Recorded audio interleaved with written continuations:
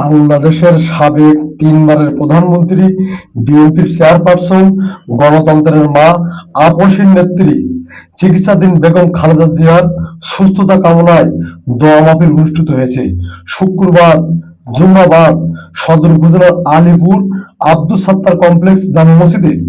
দোয়া অনুষ্ঠানে প্রধান অতিথি হিসেবে উপস্থিত ছিলেন সাতক্ষীরা জেলা বিএনপির সাবেক সিনিয়র যুগ্ম আহ্বায়ক ও ধানের শীষ মনোনীত প্রার্থী আলহাজ আব্দুর রউফ। তিনি বলেন, সাবেক প্রধানমন্ত্রী বেগম খালেদা জিয়া সমগ্র বাংলাদেশের মানুষের কাছে জনপ্রিয় প্রধানমন্ত্রী ছিলেন।